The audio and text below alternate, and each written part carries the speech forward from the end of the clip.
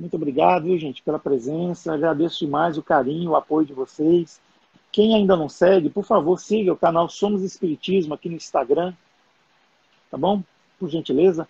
E eu quero lembrar que nós também estamos no YouTube, viu? Quem puder, vai lá no YouTube, se inscreva no nosso canal, tem os conteúdos lá. Agora ele que pediu para participar, agora vai ser diferente. Agora ele que solicitou. Vamos ver se vai dar certo. Ah, boa noite, Severino. Boa noite. Como vai, meu irmão?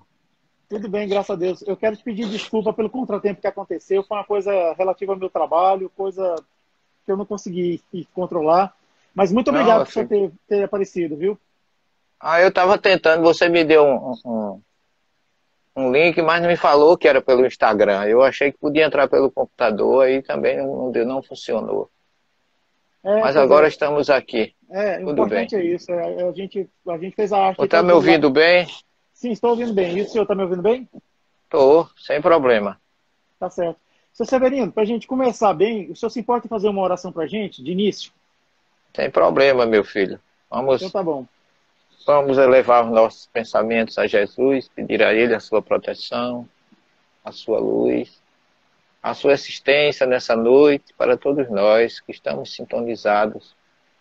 Que Jesus possa fornecer e favorecer a todos nós esse período natalino, com as suas bênçãos de paz, de amor, para o nosso país, para todos os irmãos, para toda a humanidade, o Cristo universal que desça sobre nós, derramando suas bênçãos e trazendo as luzes da comunicação, do aprendizado, das experiências que precisamos juntos esta noite estudar, aprender e, sobretudo, viver na prática. Que Jesus esteja conosco esta noite, amanhã e sempre. Que assim seja. Assim seja. Muito obrigado, seu Severino, por ter aceitado o nosso convite, por estar aqui conosco, viu? Muito obrigado mesmo. O tema da nossa live é E Assim Nasceu Jesus. Eu estava falando, né, que quando foi o advento do Cristo aqui na nossa terra, apareceu um fenômeno que era da estrela guia ou estrela d'alva, como queiram chamar. Mas isso foi um fenômeno único que serviu para indicar realmente que o Cristo tinha nascido e que os três reis magos fossem até ele, né, levar os presentes. E eu vi um documentário que os três reis magos, na verdade, eram quatro reis magos. Um tinha se separado do conjunto, do grupo, para fazer caridade, para ajudar, que é o quarto mago. Então, assim, foi um acontecimento incrível quando Jesus nasceu, né? Enfim, e assim nasceu Jesus, seu Severino. O que o senhor tem a dizer para nós? Aí esse fenômeno é interessante, porque à luz da racionalidade dizem que foi uma estrela, outros dizem que foi um cometa, mas um cometa ou uma estrela não guiariam aqueles que não eram reis, na verdade eram astrólogos persas, não eram três, como você bem disse, nem eram reis, nem eram três. E, no entanto, nenhuma estrela viria e ficaria parada diante da manjedoura, mostrando aqueles grandes homens que buscavam a Jesus, que ali era o local. A nossa dedução, à luz da doutrina espírita e com a lógica das coisas, ou da questão em si, tratava-se de espíritos que criaram aquela luz e que foram realmente esses espíritos enviados pelo próprio Cristo, que orientou e norteou o caminho para aqueles que o procuravam. E como ele é a luz do mundo, como ele diz em João 8,12, como João diz, João o evangelista fala que ele era, a luz estava com ele, como Emmanuel diz em A Caminho da Luz, que Jesus é a luz do princípio.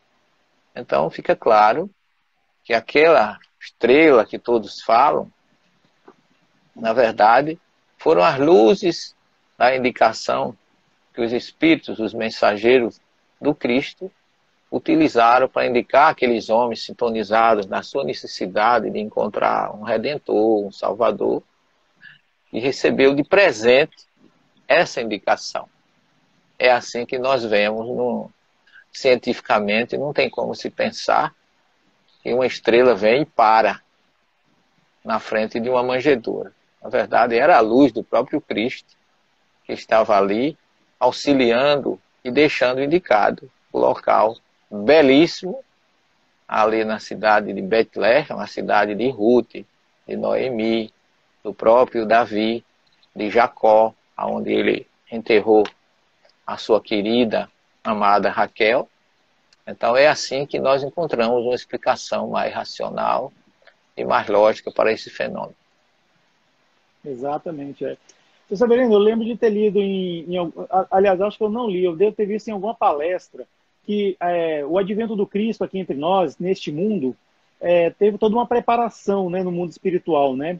E uma delas foi que os espíritos rebeldes, mas muito rebeldes mesmo, considerados até anticristos, eles ficaram aprisionados para que Jesus pudesse vir e implantar a lei de amor e de perdão, né, que foi a mensagem que o Cristo trouxe aqui para nós, né, foi ensinar para nós isso, né.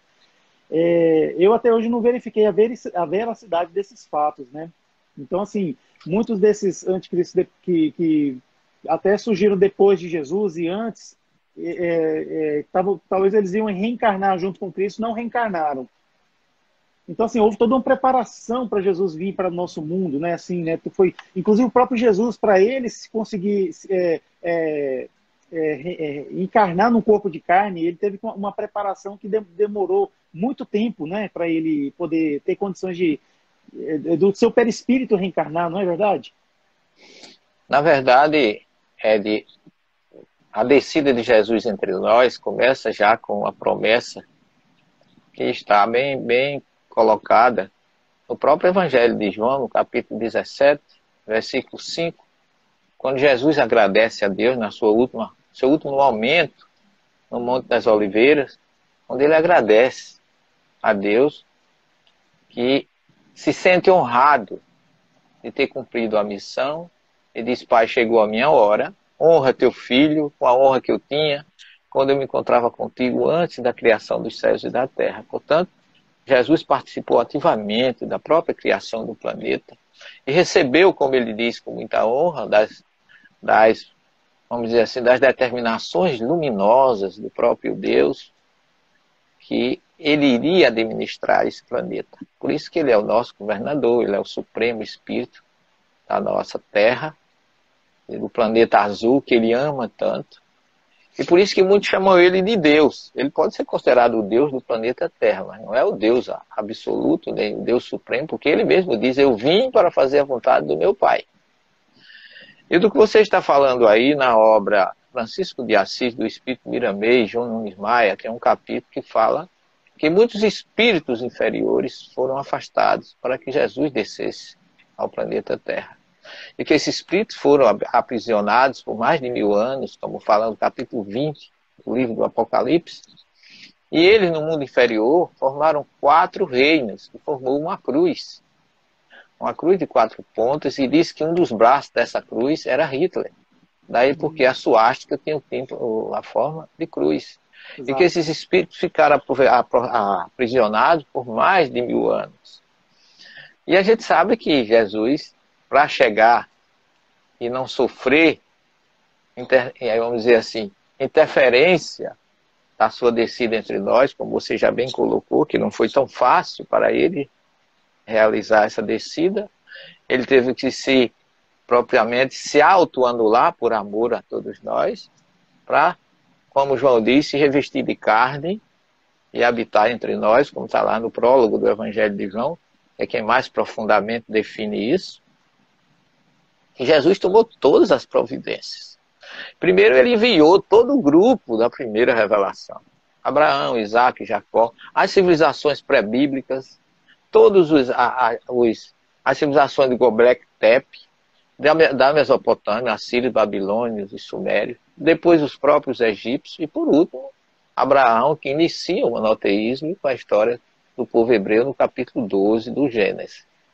E depois de toda essa missão prévia, preparatória, que está lá, as raízes estão na primeira revelação, ou seja, naquilo que a gente chama impropriamente de Velho Testamento, ali estavam todos os projetos e toda a raiz. Hoje, no Novo Testamento, a gente aprofundando um pouco mais o que Jesus disse, o que Jesus ensinou, o que ele fez, nós vamos entender que há um lastro de tudo isso.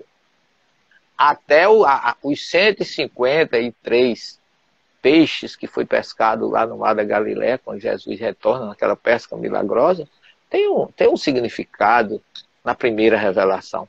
Tudo que Jesus falou, as raízes estão lá atrás. E por isso que a gente tem que tentar trazer para aqueles que estudam, sobretudo nós espíritas, que não podemos ter determinados pontos de dizer que o Velho Testamento é história, não vale nada, porque, na verdade, no primeiro capítulo do livro do Gênesis, no texto original, já está Jesus. No paraíso, já está Jesus. Na história da serpente, que todo mundo acha que foi a perdição do paraíso, mas foi graças à serpente que chegou a grande abertura, o livre-arbítrio e a escolha entre o bem e o mal, porque a serpente trouxe a consciência messiânica em nossas vidas, que já é o próprio Cristo, que na Cabalá judaica, mesmo número para a palavra Machia, que é Messias, é o mesmo nome de Nahash, que é serpente. Então há todo um projeto concatenado e muito bem preparado com Jesus desde a criação do planeta. Então, quando ele chegou, tudo já fazia parte desse plano e continua fazendo, porque o projeto de Jesus, o plano dele é receber de Deus um planeta inferior como o nosso, de expiação e prova, e devolver a Deus como um planeta regenerado.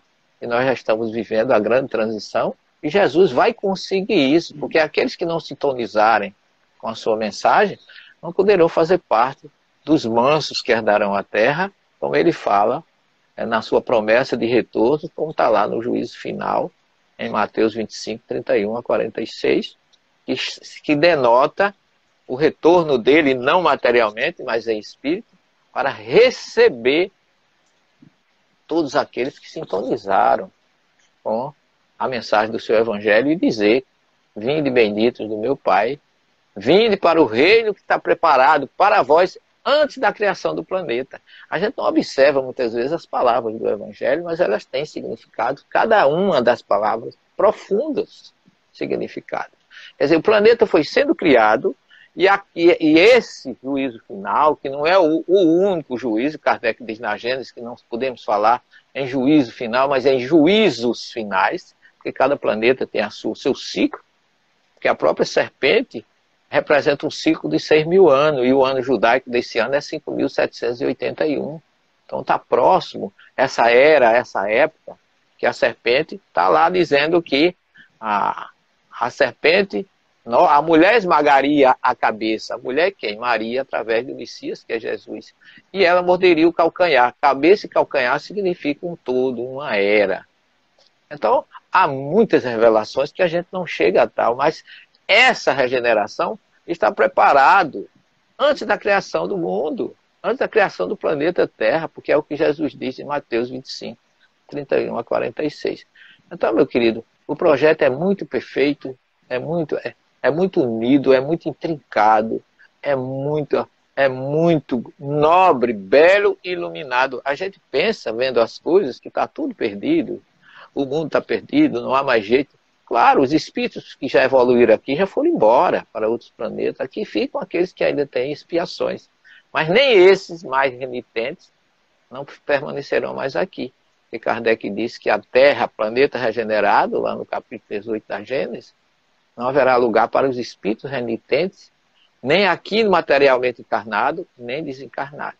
Porque a Terra, planeta regenerado, nela não haverá lugar para os espíritos inferiores. Agora nós já não teremos mais ódio, orgulho, haverá justiça e caridade, que é o sonho de Jesus para esse planeta que ele tanto ama. Sim, não, com certeza. Foi o que aconteceu com os chamados capelinos, né? Que eles estavam lá no seu planeta, lá na constelação de Capela, e eles já não podiam mais reencarnar lá naquele mundo devido ao atraso moral que eles tinham, né? Tinha conhecimento tecnológico, mas não tinha conhecimento, avanço moral. Então tiveram que vir para a Terra que estava naqueles tempos muito áridos e muito difíceis, e eles foram assim contribuindo com o conhecimento tecnológico que eles tinham e foram aprendendo a ser mais humildes, né? Mas o senhor falou assim da Bíblia. A gente aprende que é Velho Testamento e Novo Testamento. Eu tenho uma tendência a dizer que é o Primeiro Testamento e o Segundo Testamento. Segundo Testamento com o advento de Jesus Cristo. Mas no primeiro, a gente nota que tem realmente acontecimentos assim que carecem-nos de compreensão. Mas tem muitas passagens lá que falam do advento do Cristo, que Jesus virá, que virá o Mestre, que virá... Elias, por exemplo, que faz parte do Primeiro Testamento, ou Velho Testamento, como queiram, Elias mesmo é um dos profetas que anunciam a vinda do Cristo. E Elias, ele é o que não morreu. Elias, ele passou como se fosse por uma ressurreição. Ele subiu aos céus por meio de um redemoinho e não acharam o seu corpo. Então, assim, depois, mais tarde, o Cristo vem falando de Elias, falando que Elias já veio, só que ninguém te presta atenção. Por quê? Porque Elias era João Batista, e fizeram com João Batista o que bem entenderam com ele. Ou seja, vilipendiaram com João Batista, que era uma pessoa boa, uma pessoa que trazia boas novas também. Inclusive, ele teve a honra de batizar o próprio Cristo, porque Jesus não veio para destruir a lei nem os profetas. Então, ele achou por bem cumprir certos rituais lá daqueles povos da Judéia, e assim trazer realmente depois disso a boa nova. Ou seja, ele mostrou a que veio e trouxe para nós os conhecimentos. Então, é interessante quando a gente vai entender a Bíblia, a gente levar em conta o Velho Testamento, ou o Primeiro Testamento, como queiram, para saber o contexto em que Jesus veio, em que o Cristo veio, porque Jesus não era algo distante. Ao que a gente pode entender, espíritas que somos, Jesus estava presente junto daqueles profetas, daqueles missionários do Antigo Testamento. Estava junto com eles, né, guiando, ajudando a realizar as coisas. Só que são registros feitos por homens, né? Então a gente tem que ter também essa consideração, não é verdade, seu Celestino? Com certeza, todos os profetas. Eu escrevi uma obra nova que eu lancei agora, chama Jesus, o Messias das Nações. Foi fruto do nosso curso de pós-doutorado na PUC de Goiás, e essa obra abriu muito a minha cabeça dentro da ciência, porque Kardec nos traz consciência de que a ciência e a doutrina espírita têm que caminhar lado a lado, porque ambas são criações de Deus. Então nós começamos a observar que em todas, antes de chegar aos capelinhos, como você falou aí, Jesus recebeu esse planeta de uma forma, como diz Emmanuel, muito primitiva, né? Não existia nem vida, nem o homem que estava aqui ainda. Foi havendo a preparação do protoplasma, de toda uma história muito bela que está narrada em A Caminho da Luz, e até chegar o homem primitivo, o homem, vamos dizer assim, o autóctone, aquele nascido na própria terra, que veio também, segundo as teorias mais recentes, trazido por cometas e acabou chegando esse produto que gerou por uma organização da atmosfera, tudo aquilo que está narrado por Moisés de uma forma muito resumida, mas muito profunda, no sentido que, se você for analisar os símbolos do Gênesis no idioma hebraico, você vai entender exatamente essa questão de um Jesus que foi aos poucos criando o ambiente para a gente chegar. E que nós chegamos já no final de tudo, depois de 15 bilhões de anos nós chegamos, porque cada dia da criação equivale, segundo os estudos científicos, arqueológicos, os estudos até mesmo dos rabinos mais profundos, eles mostram que cada dia da criação equivale a 2 bilhões e meio de anos. Então nós chegamos lá depois dos 12 bilhões e meio, né? Porque são 6 vezes 2,5, são 15 bilhões. 15 bilhões. E aí quando nós chegamos já estava todo um jardim pronto para que nós ficássemos. O homem primitivo, aquele ainda não era exatamente o Homo sapiens, ainda eram as formas mais rudes dos símios, né? Que lá depois do homem das cavernas, que foi crescendo até o Homo sapiens, duraram aí 80 milhões de anos. Quer dizer, a forma que nós temos surgiu da forma erecta há mais ou menos 150 mil anos atrás. Mas esse processo todo Jesus foi assistindo. E nós, depois que nós tomamos consciência de tudo isso, saímos das cavernas, criamos o fogo, começamos a sair da caça e pesca para a agricultura, o homem fixado em clãs. Há todo um processo evolutivo, que nós exploramos muito bem isso na nossa obra, que você culmina quando começam a chegar os primeiros capelinos aqui, que vieram, Jesus recebeu por caridade, para trazer o seu conhecimento e seus nossos professores. Só que, segundo Emmanuel, os mais evoluídos desses grupos, porque as primeiras civilizações são as civilizações chamadas religiões primitivas ou tribais. Mas essas religiões primitivas, tribais, Jesus já colocou no meio deles médiuns, que eram sacerdotes, que tinham um poder muito grande, porque eles eram os únicos que tinham condições de se comunicar com o mundo espiritual. Então eles eram até os líderes, eles estavam acima dos líderes das clãs, eram como se fossem semideuses. E esses homens foram trazendo consciência, intuídos pela mediunidade que Jesus colocou em nós. E cada civilização teve a sua revelação. Você vê que a Mesopotâmia, aquele povo, grandes agricultores, os primeiros que se fixaram entre o rio Tigre e Eufrates, naquela região, eles tiveram dois grupos conquistadores, que foram os assírios e os babilônios, e teve um grupo que não era conquistador, era um grupo espiritualizado, que foram os sumérios. Foi aqueles que trouxeram os seus grandes mestres, aqueles que traem o episódio de Gilgamesh, que é a epopeia de Gilgamesh. Gilgamesh foi um rei de Uruk, na antiga Mesopotâmia, que foi o primeiro que teve o senso da imortalidade da alma. Tudo foi surgindo paulatinamente, porém lento e progressivo.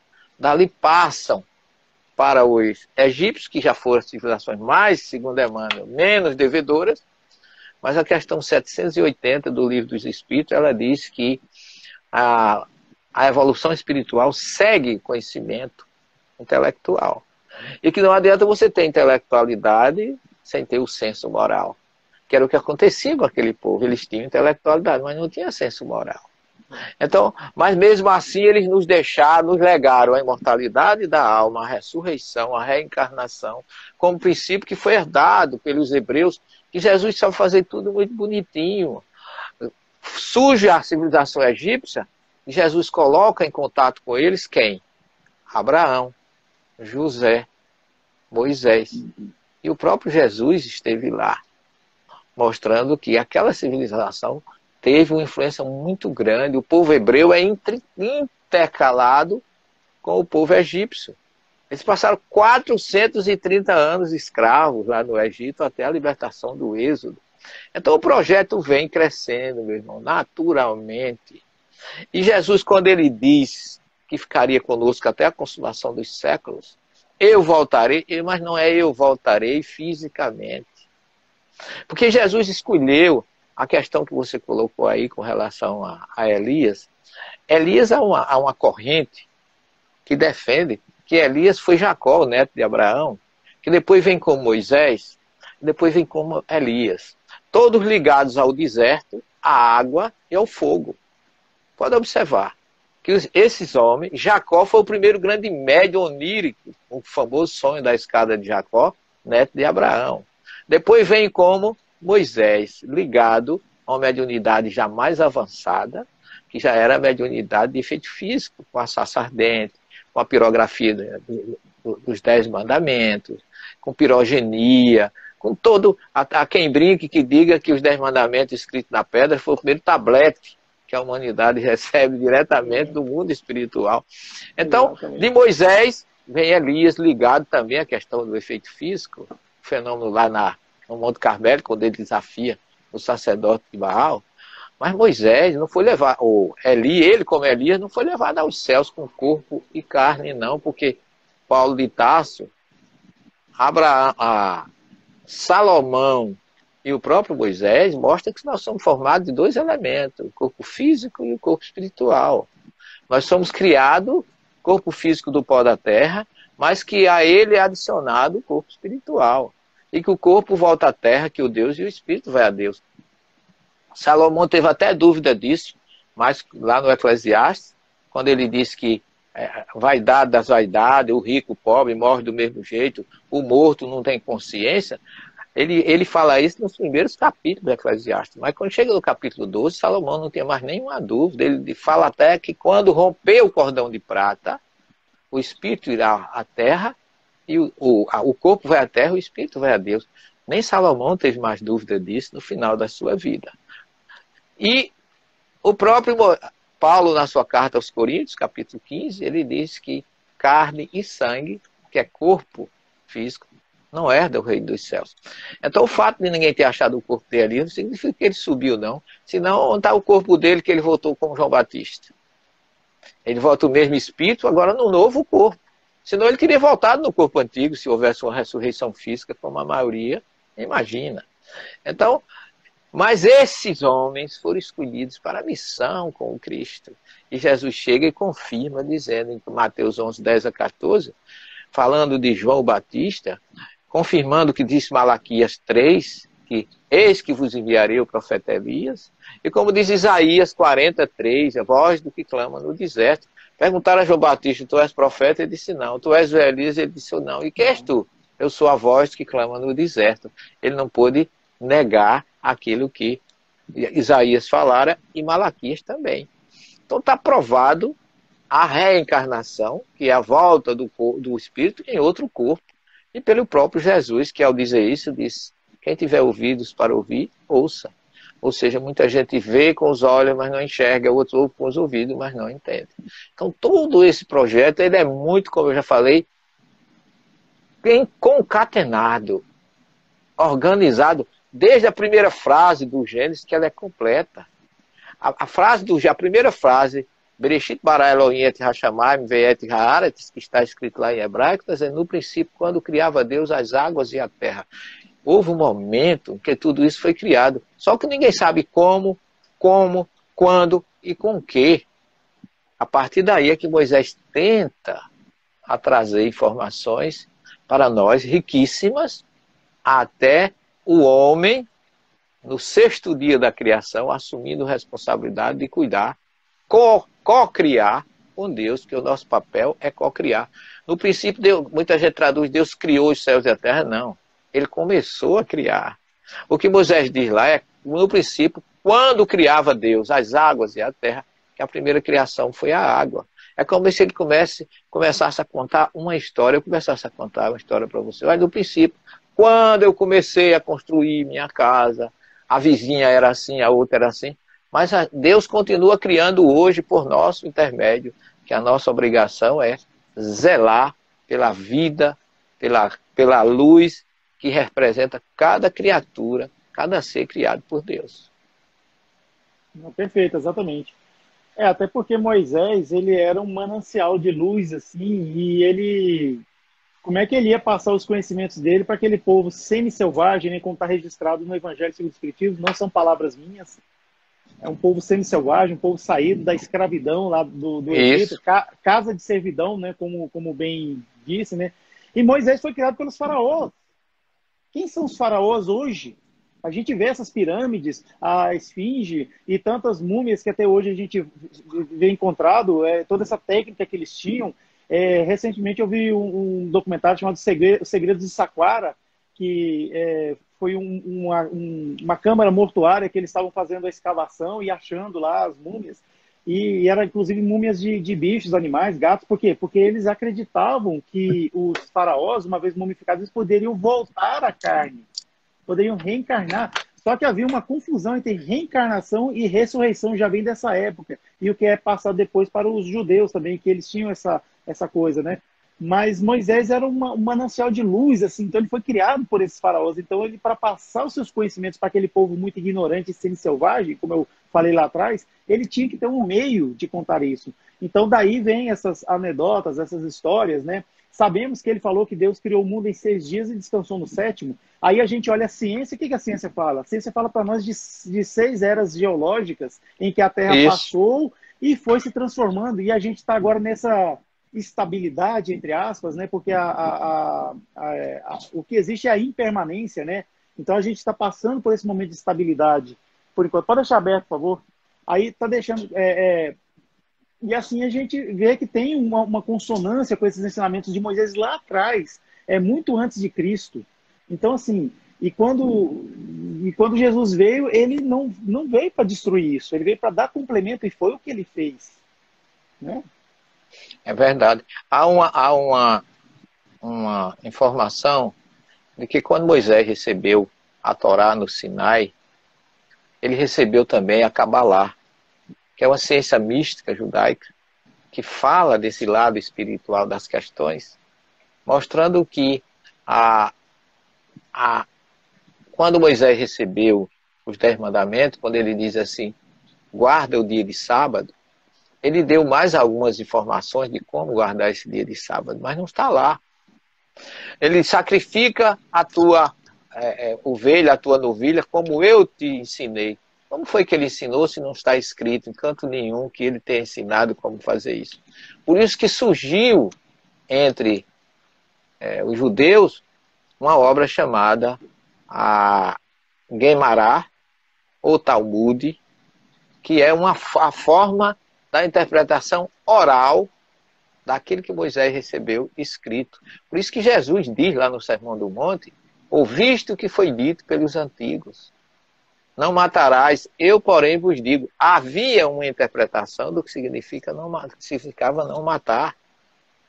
Amar e odiar, amai os vossos amigos e odiai os vossos inimigos, diziam os antigos, mas Jesus não disse isso, nem está escrito na Torá, o que significa que havia uma interpretação, naquela época, oral, e que só foi escrita essa interpretação depois que Jerusalém foi destruída no ano 70, para não se perder essa interpretação. Isso com relação ao que está escrito e o que está oculto. Que a própria Cabalá está lá no Zoa, dizendo que a Cabalá foi revelada pelo próprio Deus diretamente a Moisés. E aí surge Safate, ou Safed, na Galiléia, uma grande cidade só de cabalistas, que trouxeram todos esses... Inclusive, um dos maiores princípios da Cabalá é a reencarnação, que é trazido, e que os egípcios também tinham esse conhecimento, porque as pirâmides nada mais são do que monumentos à imortalidade da alma.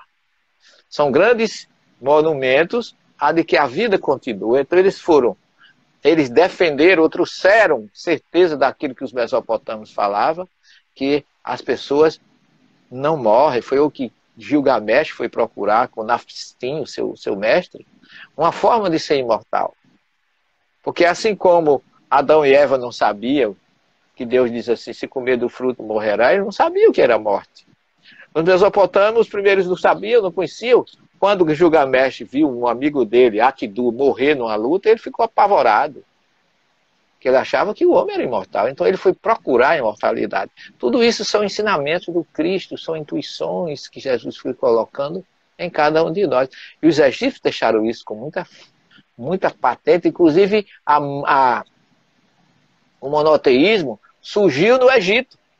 Porque os faraós não queriam que o sacerdote fosse o detentor do conhecimento, que precisava ter um ser único, que seria o grande detentor. Ele defendia que foi Tutankhamon, que foi o faraó jovem, que morreu muito moço, mas ele deixou o princípio não de um só Deus, mas de vários deuses, com um Deus superior sobre eles, que chamava isso de monolatria. Que essa monolatria foi a raiz para o monoteísmo que Abraão trouxe com todos os profetas que foram revelados por eles.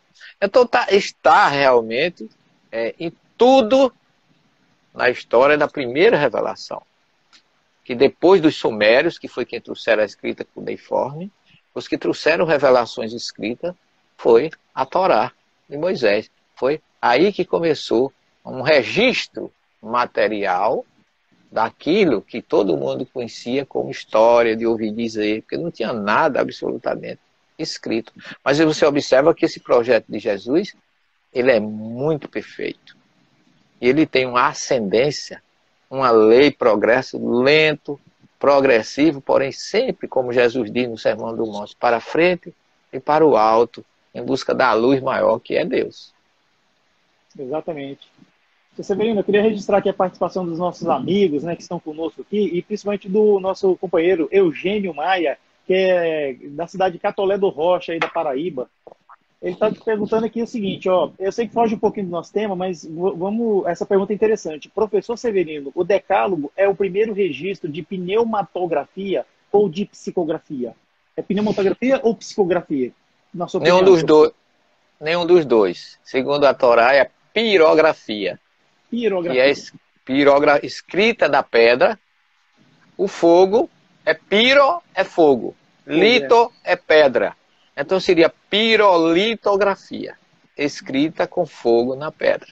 É o primeiro registro que a gente tem. E que não são só 10 mandamentos, são 613. Esses ficaram mais registrados porque é considerado assim um código, como diz Emmanuel, de moral e justiça para o mundo. Porque os 10 mandamentos não falam de religião. Bastaria que nós tivéssemos vivido os 10 mandamentos, que provavelmente não teria necessidade de Jesus ter vindo à Terra, ter esse grande sacrifício de reencarnar. Porque se o homem não matasse, não roubasse, não furtasse, não adulterasse, não enganasse, respeitasse a Deus como único e amasse a justiça, o mundo estaria perfeitamente viável para se viver em paz e harmonia. Mas esse que ele chama em hebraico Esser de Brot, que significa 10 palavras, traduzidos como 10 mandamentos, é a parte que Moisés recebe escrito no Sinai. Mas são 613 mandamentos, 365 negativos, ou seja, não farás, e 248 positivo, farás. Então, esses 613 mandamentos, segundo os cabalistas, o homem tem que cumprir. Como é impossível ele cumprir numa só encarnação, ele precisa voltar a outras para completar esse aperfeiçoamento que vem com o conhecimento, com a intelectualidade e com a evolução do senso moral, como diz o Espírito da Verdade na questão 780 do Livro dos Espíritos. Perfeito. Eu ouvi dizer, assim, eu não li, né, mas eu já vi palestra que um escritor chamado Jean-Baptiste Rustin, que escreveu os 4 evangelhos, que Moisés ele teria destruído essas tábuas com todos esses mandamentos. Depois ele se arrependeu e começou a escrever, mas é o que ele lembrava.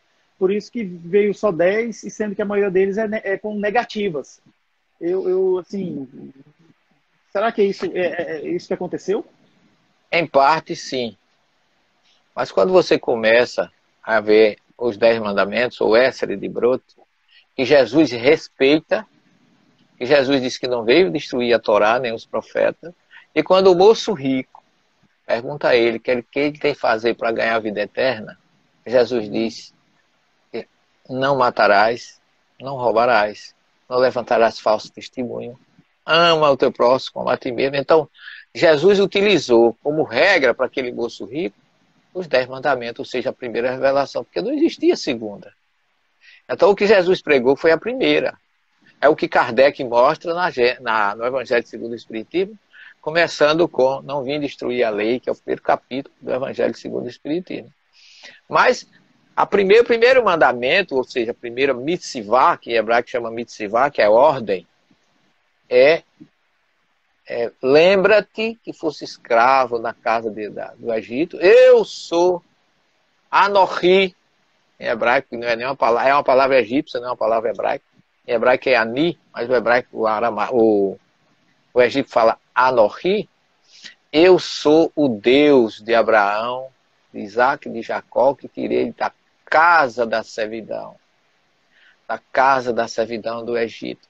Não terás diante de ti outros deuses. Então é monoteísmo e fidelidade. É a primeira coisa que ele coloca. E depois ele fala que não deverá ser feita imagem do que está embaixo, do que está em cima. Que a gente tem que ser fiel. Guarda e santifica o dia de sábado.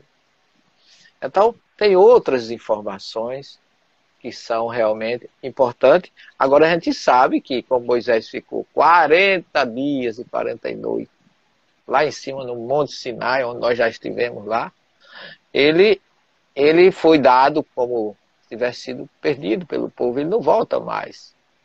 E o povo apavorado criou o bezerro de ouro. para poder ter um ídolo, já que tinham perdido Moisés. E quando ele chega, que vê aquele povo dançando, porque diz que o bezerro, a Torá não fala, mas quando se aprofunda mais os conhecimentos, diz que o bezerro, depois de construído, começou a caminhar e a andar, teve como se tivesse vida. Então eles começaram a adorar aquilo como se fosse um deus. Um bezerro de ouro que caminhava. Então era um deus, uma idolatria, que Moisés, quando viu aquilo, não gostou. E destruiu, e depois realmente ele teve que recopiar, refazer a segunda recebimento da Torá. Tem o que coloca Rustem tem uma certa lógica na sua descrição. Mas esses 10 mandamentos, diz Emmanuel, inclusive diz uma coisa que pouca gente presta atenção. Assim, Moisés recebeu da mão dos emissários do Cristo no Monte Sinai. Olha aí. Ele recebeu das mãos dos emissários do Cristo. Então Moisés coloca, ou Emmanuel coloca Jesus na condição de realmente Messias das nações, mestre do planeta. Ele é que estava por trás de tudo. Ali Jesus já estava agindo. Recebeu da mão dos emissários do Cristo os 10 mandamentos que representam o maior código de justiça e moral que a humanidade tem conhecimento até hoje.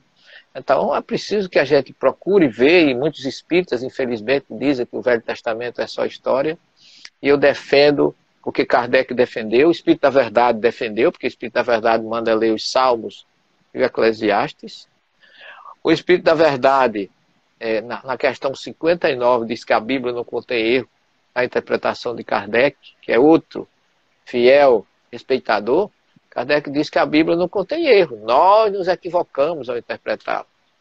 E a gente muitas vezes vai dizer que não, eu só vejo guerra, eu só vejo isso.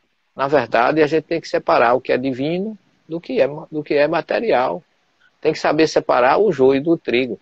Mas a Bíblia é, na verdade, como diz Emmanuel, é o Velho Testamento, um repositório de códigos e símbolos que só os grandes mestres do judaísmo podem entender e interpretar em sua essência.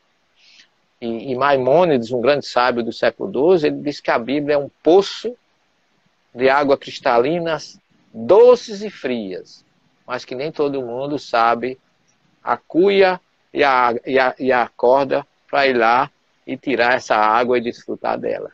E que só Salomão foi o único que teve esse acesso e teve o suficiente conhecimento para entender a revelação de Moisés em sua essência.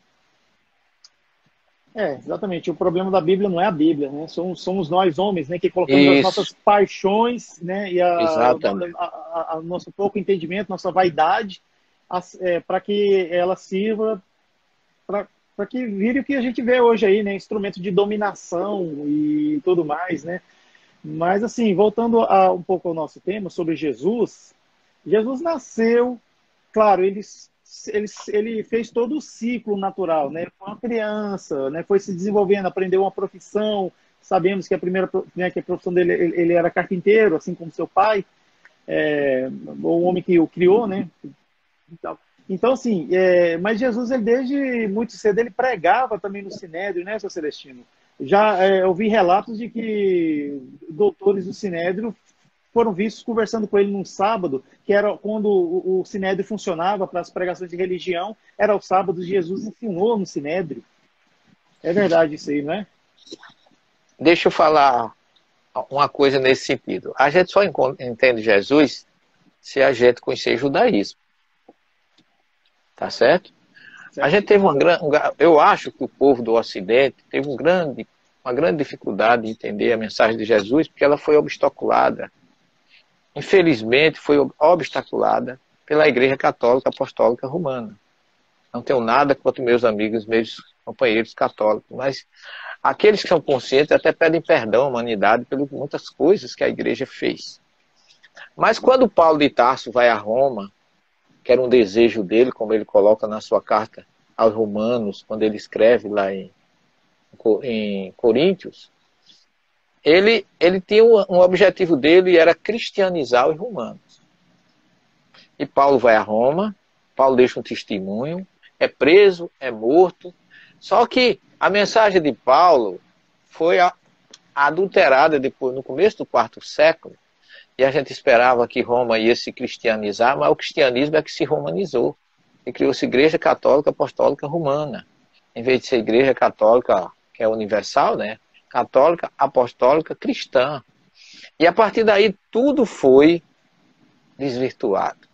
Infelizmente, poluiu-se a mensagem cristalina de Jesus. Essa é realmente a grande dificuldade que nós temos como cristãos de entender o verdadeiro significado da mensagem de Jesus. E o Espiritismo tem esse papel. Ele tem o objetivo e deve ser alguém que venha ressuscitar essa mensagem pura e cristalina de Jesus, que foi muito destoada e muito adulterada, essa é a expressão, infelizmente, por aqueles que precisavam. Já assisti palestra da irmã Alia, as suas primeiras palavras foram um pedido de perdão pelos equívocos, exatamente. A igreja... acabou de falar. A irmã Alia é uma querida companheira, já está participando de bancas comigo na universidade, lá no nosso curso. Ela é uma pessoa de muita cultura, conhece muito bem as cartas de Paulo, e ela, inclusive, teve uma live comigo agora no último domingo de Natal, nós fizemos, e ela até tocou nesse assunto. Então, nós temos que ter essa consciência de entender, como diz Kardec, que as pessoas buscam na Bíblia o que elas querem encontrar lá, não o que está escrito. Ficam volteando e adequando o texto sagrado, que ele não sabe, muitas vezes, a tradução, já pega corrompido e mal traduzido por outros, e levam para diante, adequando, como você disse muito bem, aos seus gostos, aos seus valores. Quando a Igreja Católica fez a produção da Vulgata, de Jerônimo, a Igreja, quando viu que a tradução do hebraico para o grego, a famosa Septuaginta, já houve muita adulteração. E depois da Septuaginta para o latim, aí foi que aumentou mais ainda. Jerônimo ficou preocupado e fez uma carta ao Papa dizendo assim: da velha obra, quereis que eu faça uma obra nova. O que pensarão aqueles que conhecem os textos antigos quando virem os textos novos com diferença, com adulteração? Eu não me incomodo com isso, porque é a vossa santidade que está me mandando. Mas as verdades não podem existir em coisas que divergem. E a igreja, quando viu realmente toda essa problemática, o que é que ela fez? Ela proibiu os cristãos católicos de lerem a Bíblia. Para perder, esquecer o passado e trabalhar daqui para frente. E o que nós temos hoje são essas consequências, pessoas se julgando autoridade, intermediários ou mensageiros do Cristo, e que, lamentavelmente, em vez de distribuir amor, confraternização, unidade, perdão e caridade, distribuem dissabores, intolerância religiosa. Né? Deus é único. O caminho que você tem para Ele é seu. Eu não tenho nenhum direito de interferir nisso. Eu tenho que me unir a você e mostrar. Você pensa diferente de mim, ótimo, mas nós temos um Deus que é o nosso busca. Nós temos um objetivo único, então unamos a nossa sensibilidade, a nossa busca por Deus e vamos em frente. Eu não posso nunca odiar você, porque você não tá na minha religião. Isso é a ausência total de solidariedade e até de conhecimento do próprio Cristo, que nunca afastou ninguém. Ele jantava com adúlteros, com publicanos, com pessoas condenadas, curava leprosos que a sociedade relegava às colônias longe da sociedade, amou a pecadora arrependida, perdoou a adúltera, e nós temos um exemplo desse como nosso modelo e guia na questão 625 do Livro dos Espíritos. Em vez de seguir o que ele nos solicita e o que ele nos ensina, perdemos tempo, muitas vezes, em condenar ou agredir a religião do outro. Isso é inconcebível. Numa época dessa de Natal, a gente pode concitar as pessoas a imitarem Jesus no amor, no perdão, na caridade, na fraternidade, na afabilidade e na doçura. E nunca descrer ou agredir ou ter preconceito com alguém porque é de outra religião. todas as religiões merecem respeito, segundo Kardec nos coloca, que era um grande ecumênico, desde que tenha um princípio moral que faça com que o seu militante se torne melhor. Exatamente. Religião é um caminho, é o religar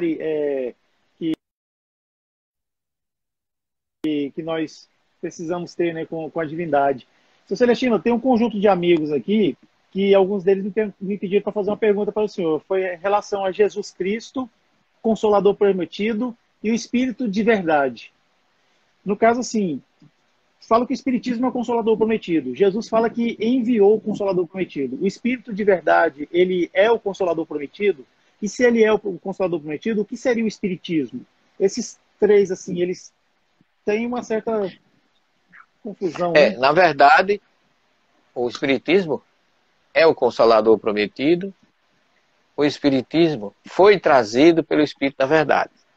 Porque certo. Quando Jesus termina o seu jantar, que ele declarou que era o último naquela época, naquela noite, esta é a minha última refeição com vocês. Quando ele termina a refeição, em João 14, fala que os discípulos estavam muito tristes. Né? Caiu assim uma espécie de depressão e de tristeza geral pelas informações de Jesus. E Jesus olha para eles assim: não se turbe o vosso coração. Crede no Pai, crede também em mim, na casa do meu Pai tem muitas moradas. Se assim não fora, eu vos teria dito. Eu vou preparar o caminho. E se vocês me amam, há uma condição. Se me amais, a primeira condição é que a gente o ame. É por isso que nem todo mundo entendeu até agora a mensagem do Consolador. Nem todo mundo mereceu ainda a elevação que representa esse Consolador.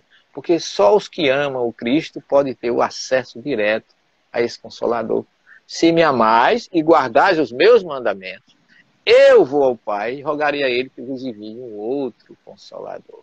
Primeiramente, ele não disse que era ele, porque ele já foi o maior e é o maior dos Consoladores. Mas ele enviaria um outro. Se é um outro, não é ele mesmo. Mas o Consolador prometido, que o Espírito da Verdade, que o mundo não conheceu, mas vocês o conhecereis. E eles ficarão com vocês até a consumação dos séculos. Então eu vejo Jesus enviando o Espírito da Verdade, que trouxe a terceira revelação, que é o Espiritismo. Então eu não tenho nenhuma dúvida de que Jesus coordena todo esse projeto e que ele não enviou o Espírito da Verdade só para nós espíritas, mas para todos aqueles que sintonizarem com a verdade da doutrina, que é consoladora, libertadora, esclarecedora. Então, essa doutrina riquíssima veio através de um Espírito que Jesus também já tinha escolhido, como eu já falei com vocês, que tem um trajeto espiritual muito bonito. Aí você pode perguntar: e quem é o Espírito da Verdade? Porque todo mundo diz logo, a maioria dos espíritas, muito entusiasmado, diz que é Jesus. Eu não vejo assim. Quando eu digo que o Espírito da Verdade não é Jesus, eu não estou diminuindo nem Jesus, nem o Espírito da Verdade. Eu estou colocando cada coisa no seu devido lugar. Porque a doutrina espírita se enquadra perfeitamente em tudo aquilo que Jesus falou acerca do Consolador prometido. Então é a doutrina espírita o Consolador prometido. Mas não é o único Consolador prometido. Jesus não mudou o Consolador prometido só para os espíritas. Quando a gente diz que Jesus é o Espírito da Verdade, eu entendo a boa intenção dos espíritos e até aquela vontade de que eles sendo, nós somos os melhores do que os outros que não têm o Consolador prometido, não têm o Espírito da Verdade com eles. Não é bem assim. Jesus enviou o Consolador. Kardec está lá na Revista Espírita de 1868, nos últimos 7 capítulos do nosso livro, Jesus, o Messias das Nações, eu mostro esses enviados do Cristo não só para os espíritas, não só para os cristãos, mas para o planeta inteiro.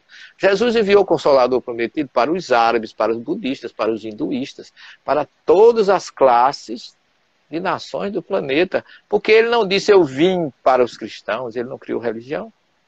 Eu vim para que todos tenham vidas, e que todos tenham vidas plenamente. Então, ele não é a propriedade de nenhuma religião, embora esteja em todas. Porque ele supre todas as necessidades onde tem amor bondade, senso moral, ética e busca do Cristo, ele está aí. Onde tiver mais de um reunido em meu nome, aí eu estarei. Ele não disse se era na religião. Se tiver mais de um reunido na doutrina tal ou no catolicismo, não, ele não falou disso. Onde existir mais de um reunido em meu nome, o que é se reunir em nome de Jesus? É fazer a sua vontade. É praticar a caridade, o perdão, o amor, a doçura. Aquilo que nós precisamos ter para chegar até Ele. Então Jesus proveu o mundo todo de Espírito da Verdade. Uma vez eu cheguei na Turquia e assisti um ritual lá, que chama Devish. Na verdade, faz parte do sufismo criado por Lev Yelander na cidade de Icônio, na Turquia, que esse homem é um sábio. A mensagem dele, eu fui ler e vi as mesmas coisas de André Luiz. Não critique, auxilie, não acuse, ampare. Quer dizer, mostrando que Jesus está por aí, por todos os locais, planificando aqueles que querem um encontro com ele. E quando terminou a reunião, eu fui falar com esse rapaz sobre o Consolador prometido por Jesus. Sabe o que ele disse? O Consolador prometido por Jesus é Maomé, que veio consolar o povo árabe. Aí eu achei aquilo interessante, porque eu disse assim, mas os cristãos dizem que é o Espírito Santo. Ele disse, não pode ser o Espírito Santo. Olha a visão do cara. Não pode ser o Espírito Santo, porque o Espírito Santo estava com Jesus, inclusive, na identificação dele, na hora do batismo. Estava no Monte Tabor. Esse Espírito que vocês chamam de Espírito Santo, ele disse que estava com Jesus no batismo, estava no Monte Tabor, então ele estava no tempo de Jesus. E quando Jesus se refere ao Espírito da Verdade, ele diz que é preciso que eu vá, senão o Consolador prometido não vem. Quer dizer, ele não estava no tempo de Jesus, então não pode ser o Espírito Santo. Então, quando a gente começa a sair um pouco da nossa casta religiosa, a gente começa a ver as coisas diferentes.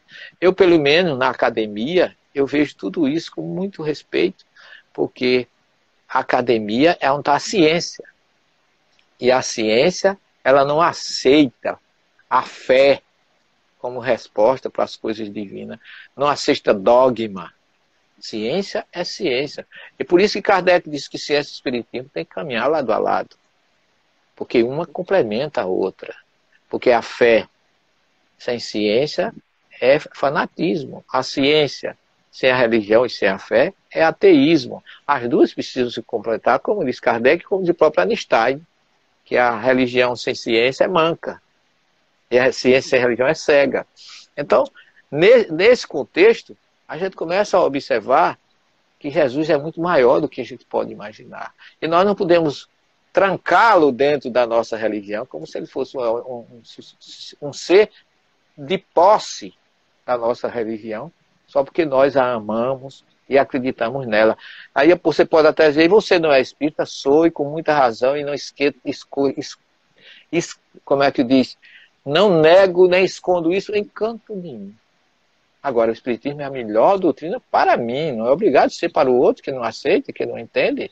Então, aqueles que não aceitam e não entendem na minha visão, na tua visão, na nossa visão, Jesus vai prover de outra forma. Porque ele diz, existem muitas ovelhas que não são deste aprisco, mas eu vou buscá-las, e no final haverá um só pastor e um só rebanho. Então é ele o provedor de tudo isso. Então você pode me perguntar, e na sua visão, quem é o Espírito da Verdade? Vou dizer, porque tudo que me pergunta eu respondo.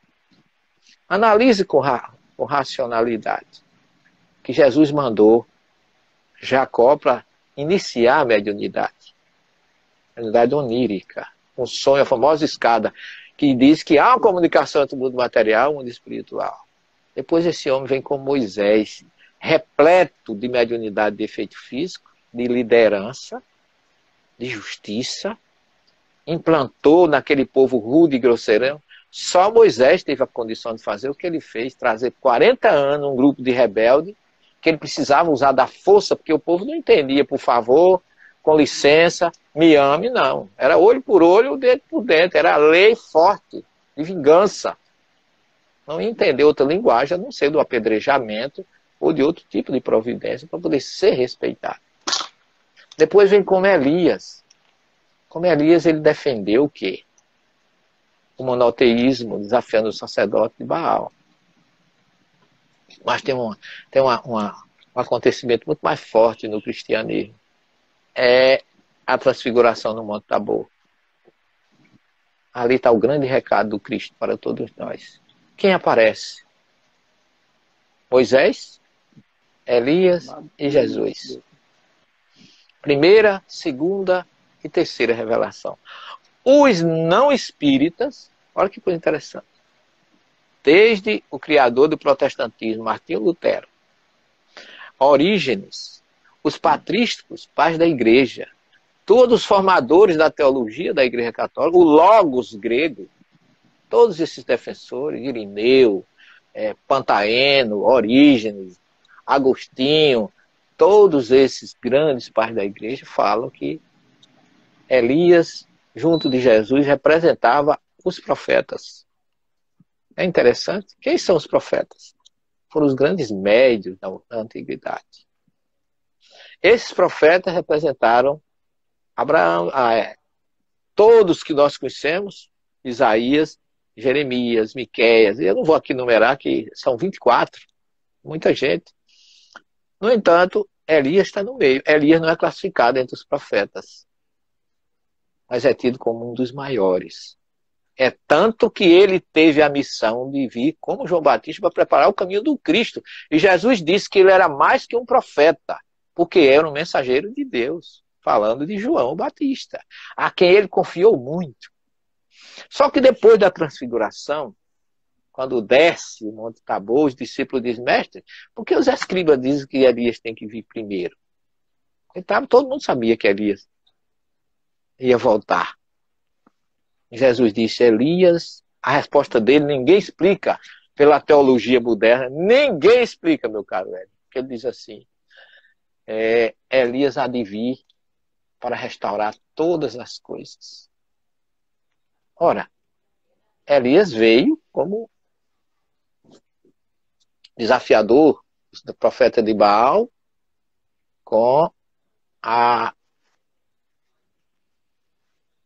aquela magnífica cerimônia no Monte Carmelo. A gente sabe dessa história. Depois ele volta, como a voz que clama no deserto, como João Batista, dito por Isaías e confirmado por Jesus, e dito também por Malaquias. Mas o que é que Jesus diz dele? O que é que Jesus diz sobre o Espírito da Verdade? O Espírito da Verdade não foi conhecido pelo mundo. O mundo não conheceu o Espírito da Verdade. Primeiro porque, como Elias, ele ficou pouco tempo. E como João Batista, ele foi degolado logo. É tanto que os discípulos descobriram o que era de João Batista, o que ele estava falando. Porque ele já veio e fizeram com ele tudo que eles queriam. O que mostra que João Batista não terminou a sua missão. Porque ele, como João Batista, ele teria outras coisas para fazer. Mas ele foi falar da vida alheia e acabou perdendo a cabeça, colhendo o karma de ter degolado 400 sacerdotes de Baal. Aí mostra que o nosso débito, a nossa expiação é pessoal. Nem Deus livra, porque a lei está dentro da lei de causa e efeito. Mas Jesus diz uma coisa muito forte sobre o Espírito da Verdade. Ele disse que ele viria, está lá em João 16, quando o Espírito da Verdade vier, ele vai relembrar tudo que eu ensinei e ensinar coisas novas. Não é isso? O que é que ele diz a respeito de Elias? Elias há de vir para restaurar todas as coisas. Olha, quem é que explica esse versículo que se não for Elias voltando como Espírito da Verdade para restaurar todas as coisas, relembrando o que Jesus ensinou, ensinando coisas novas, como está na questão 627 do Livro dos Espíritos, 628. Então eu vejo que João Batista ou Elias, que é o mesmo, seja o Espírito da Verdade, enviado pelo próprio Cristo.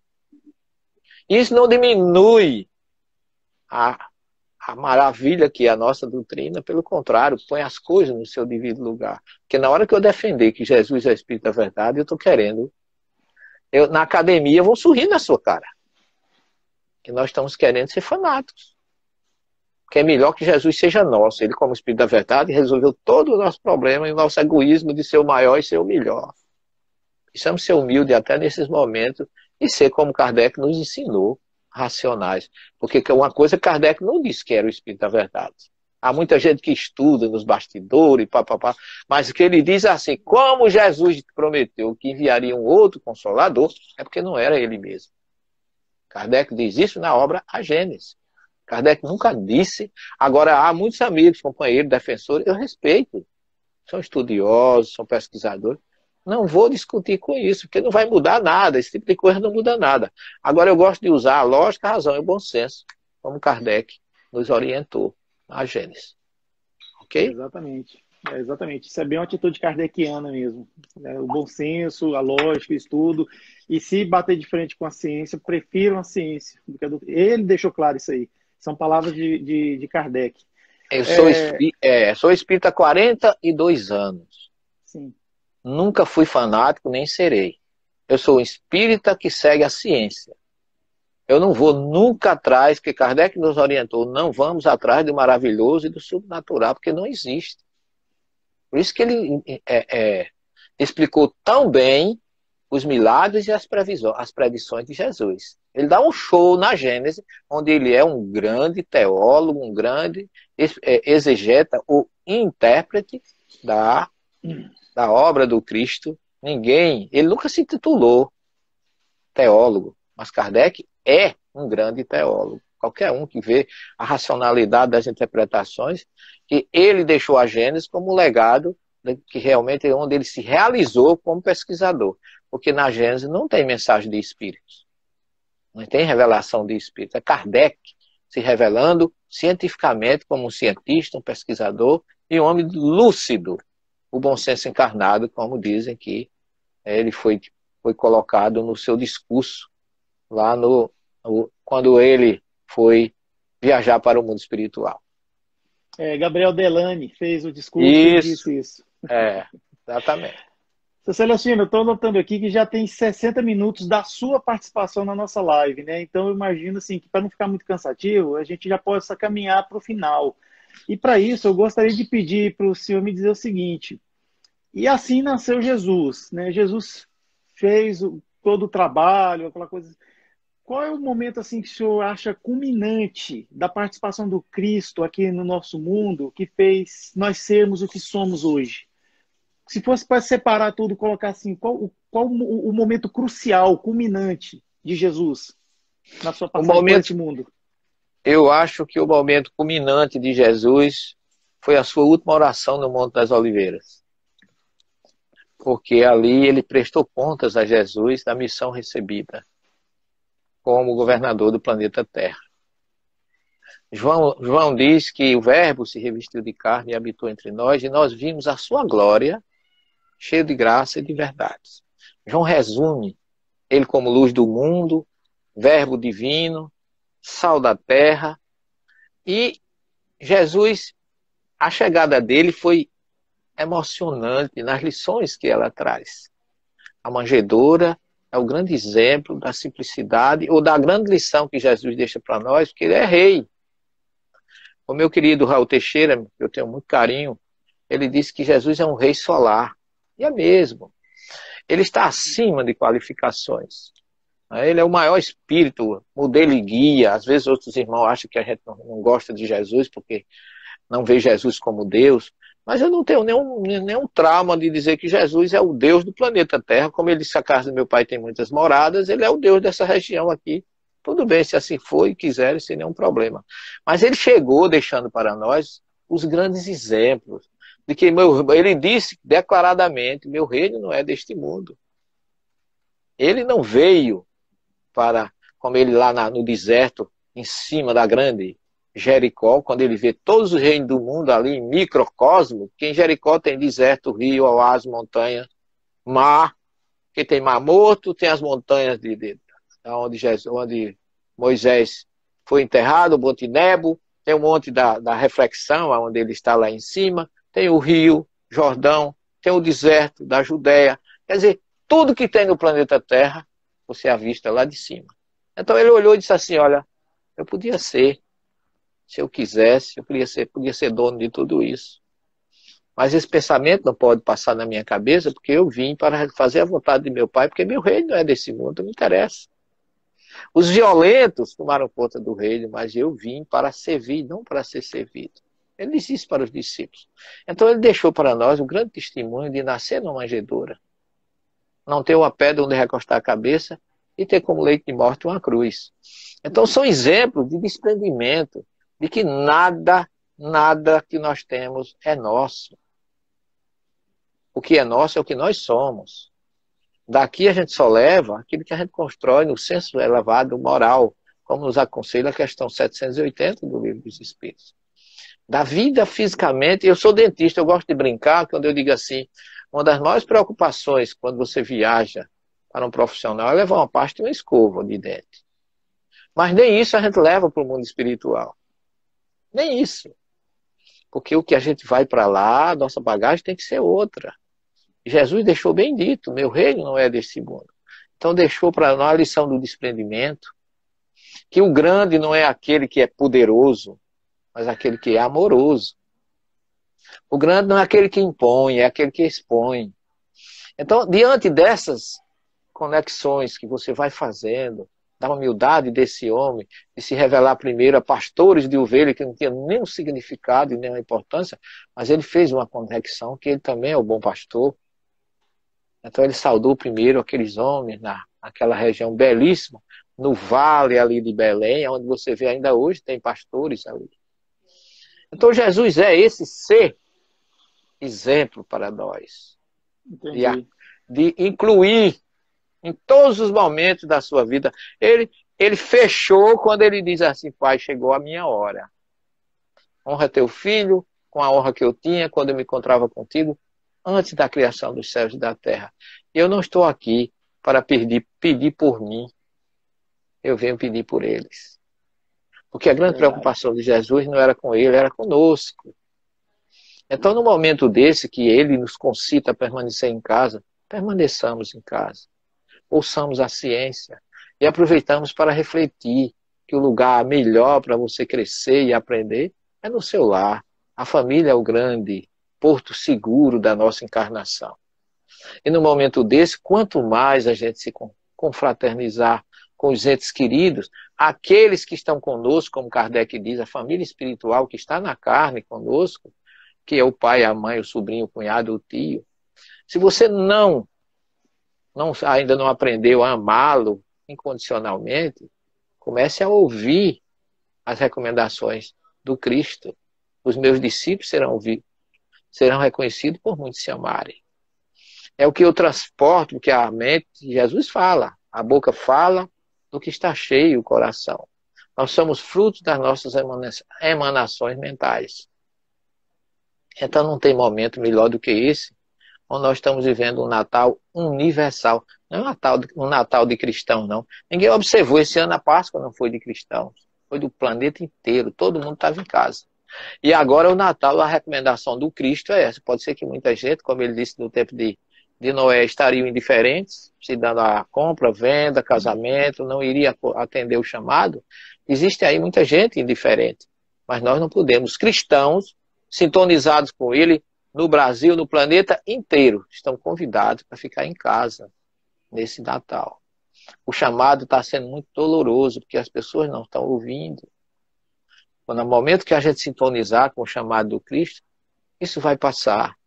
Esse ano é um ano de divisão. A nossa vida, a partir do dia 1º de janeiro, vai ser antes e depois de 2020. É um ano de transição, de mudança, um ano de convocação para o amor, para a fraternidade, para o entendimento, para a paz. Então, permitamos que Jesus renasça em nossos corações. Não vamos nos preocupar com mesa, com ceia de Natal, com champanhe, absolutamente, porque esses são artifícios para que a gente esqueça o dono da festa. O dono da festa é Ele. Ele é que tem que renascer em nossos corações. Então, meu irmão, eu agradeço demais seu convite e concito e convoco a todos a, nesse Natal, ouvirem e meditarem sobre o chamado desse homem que veio à Terra, se revestiu de carne, por amor a nós. Para mostrar, como ele diz, amai-vos aos outros como eu vos amei. Como diz assim, os profetas falaram, primeira revelação falou, vocês não entenderam. Eu vim e mostrei como se fazer. Então agora vocês não têm desculpa. Amem-se como eu amei. Eu mostrei como é que se ama. Indistintamente a todos. Um Feliz Natal para você, para os nossos irmãos queridos que estão conosco.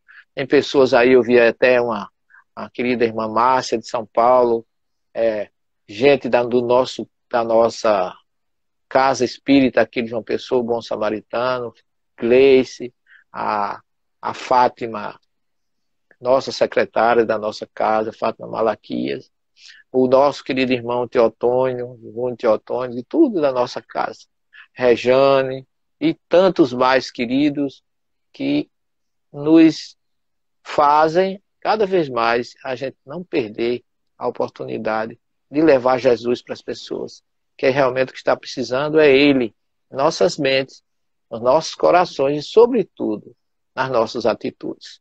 Um bom Natal para você, Ed, a toda a sua família, para os nossos queridos irmãos que estão conosco, que todas as suas famílias recebam as luzes daquela mesma foco luminoso que guiou os 3 reis ou os astrólogos, que elas possam realmente habitar ao lado de vocês. Muita paz e um Feliz Natal e um 2021 cheio de luz e de muita paz para todos nós. Obrigado pela oportunidade e uma boa noite para todos.